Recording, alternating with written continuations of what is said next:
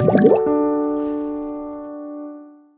right, so today we're going to be doing a deep dive into the diplomatic back and forth between Mexico's new president, Claudia Sheinbaum, Right. and U.S. President-elect Donald Trump. Mm-hmm.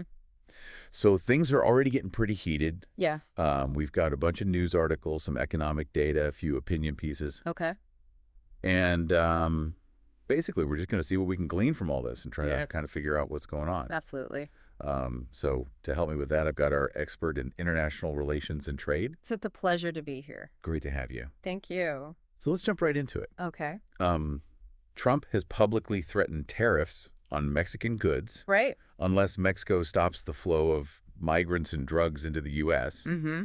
He's even hinted at potential military intervention. Wow.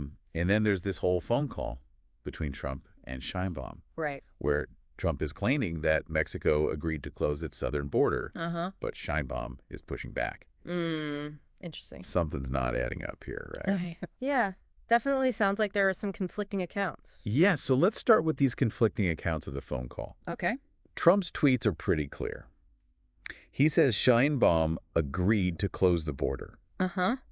He even tweeted, "Mexico will stop people from going through our southern border immediately.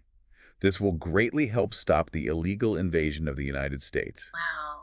Pretty strong words. Yeah. That's very strong rhetoric.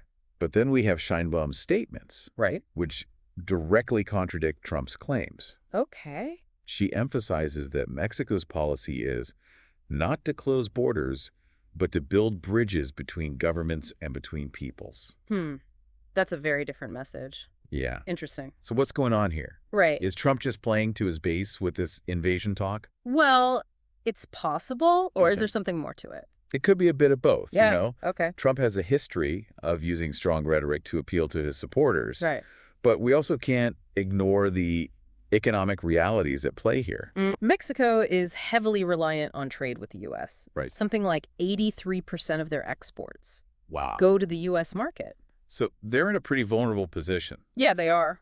But wouldn't slapping a 25% tariff on Mexican goods hurt U.S. businesses and consumers, too? It seems a bit like shooting yourself in the foot. Yeah, that's a good question, and it gets to the heart of the matter. Okay.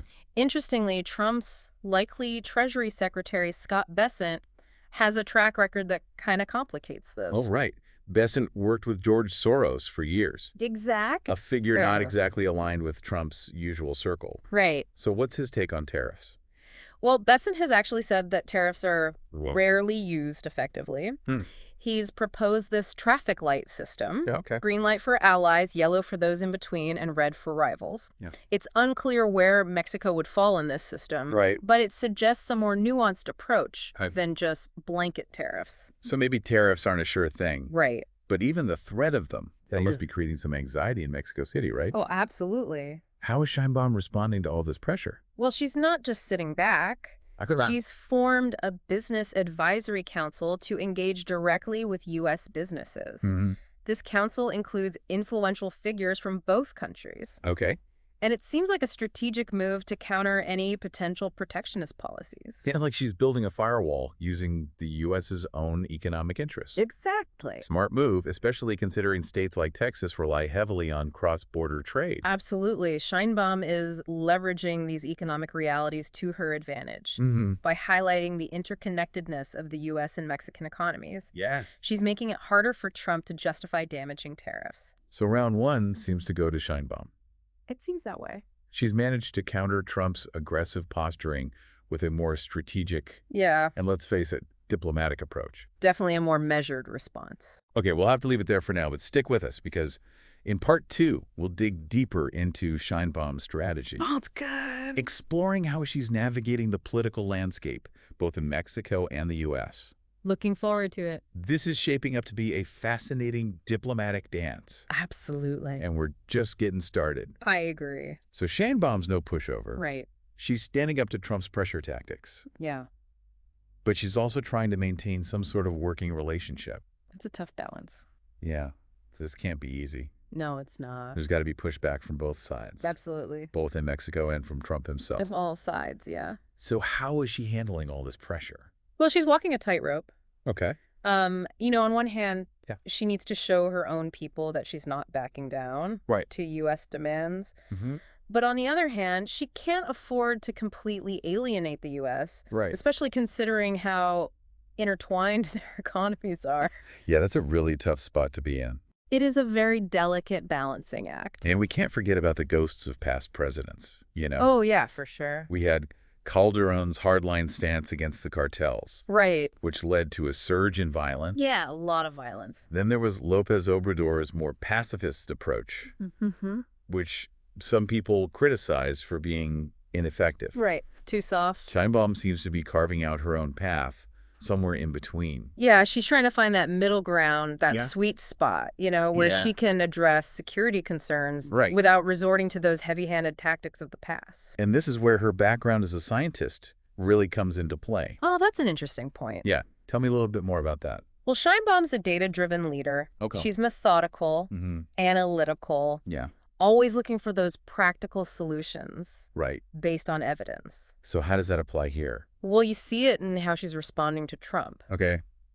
Remember that business advisory council she set up? You know, it's not just a symbolic gesture. Right. She's strategically bringing together these key figures from both the U.S. and Mexico to really highlight the economic interdependence between the two countries. So it's a way of pushing back against Trump's threats. Exactly. Without resorting to, you know, fiery rhetoric. Right. It's almost like she's using his own tactics against him. That's a good way to put it. You know, appealing to the interests of U.S. businesses. Right. To try to counter his protectionist impulses. Exactly. It's a very smart move. Yeah. Especially considering how crucial the Mexican market is for a lot of these U.S. companies. Right. So it's a long-term strategy. Okay. Laying the groundwork for a more stable and equitable relationship down the road. Okay. That makes sense. Yeah. But let's shift gears a bit. Okay. There's been some chatter about potential U.S. military intervention in Mexico. Right. Specifically targeting drug cartels. Yeah, that's been floated. Given the recent instability in Sinaloa, wouldn't this just add fuel to the fire? It's a huge concern. Yeah. The situation in Sinaloa is really volatile. Right. And any U.S. military intervention would likely just make things worse. Okay. Exacerbate those existing tensions. It's a risky proposition. It's incredibly risky. And Sheinbaum has made this clear to Trump. Yeah, she's been very vocal about that. So she's drawing a line in the sand. She is. She's saying, look, this is not the way to solve this. She's also been cleverly linking the issue of migration to U.S. policies towards Cuba and Venezuela. Oh, that's interesting.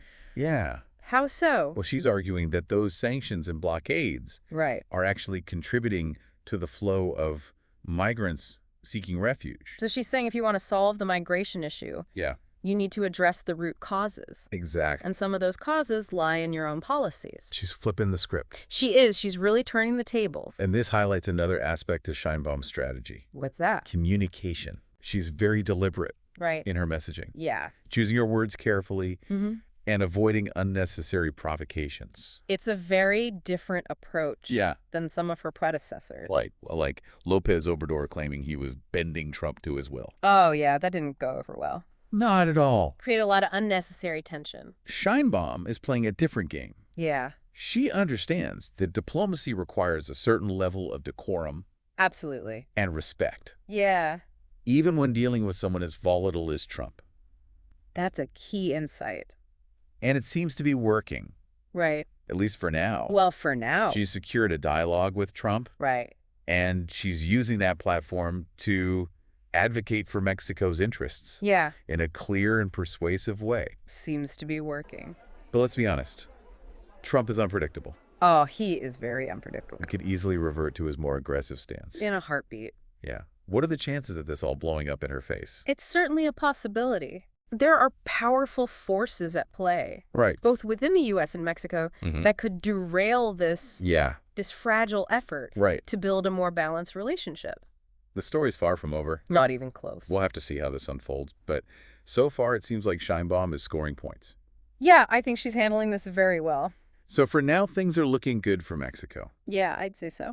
So we've seen how Sheinbaum's handled this initial clash with Trump. You know, she's managed to deflect his threats and even score a few points for Mexico. Yeah. But what happens next? Can she keep this up Right. in the long run? Right. What are the stakes here? Well, the stakes are incredibly high. Okay. Not just for Mexico and the U.S., Right. but potentially for the whole region. Okay. Sheinbaum's approach, if it continues to be successful, could have a ripple effect throughout Latin America. You mean other countries might start taking notes? Exactly. And try to emulate her strategy? Yeah. In their own dealings with the U.S.? Yeah. In their own dealings with Trump. Yeah, absolutely. Wow. They might see Sheinbaum's success as a blueprint for standing up to Trump's pressure tactics. Right. Without sacrificing those crucial economic ties. So it could lead to a shift in the regional power dynamics. Potentially. With countries becoming less willing to just accept U.S. dictates. Right. Exactly. They might start pushing back a little bit more. That's a pretty big deal. It is. But wouldn't that also create new challenges? Oh, absolutely. Like imagine a bunch of countries all trying to play hardball with the U.S. On trade deals and tariffs. Right. It could get messy. It could get very messy. Yeah. It could lead to a more fragmented and unpredictable trade landscape, something the U.S. would definitely want to avoid. Because they like to be in control. They do. The U.S. has long considered Latin America to be its backyard. Right. And any challenge to that dominance would be met with resistance. So Sheinbaum's success could actually make things tougher for her down the line. Potentially. Yeah. Like she's setting a precedent. Right. That could lead to more friction with the U.S. It's a definite possibility. Yeah, it's a bit of a paradox. By demonstrating that it's possible to push back against U.S. pressure, she might inadvertently be paving the way for more confrontations. It's almost like she's playing this high-stakes game of chess. Yeah. Thinking several moves ahead. He's playing the long game. But what about the risks closer to home? Right. Won't this approach alienate some people within Mexico? Yeah, that's the other side of the coin. Okay. You know, if she's seen as too cozy with the U.S., it could undermine her support. Right. Especially among those who view the U.S. with suspicion. Yeah. Or resentment. There's a long history there. Oh, absolutely. Of U.S. intervention in Latin America. A lot of baggage. Creates a lot of baggage. Yeah. Speaking of intervention, what about the possibility of the U.S. sending troops into Mexico? That seems like a recipe for disaster. It's a terrifying prospect. Yeah. And one that can't be dismissed. Okay. A U.S. military intervention would likely lead to a surge in violence, instability, not to mention human rights abuses. Yeah.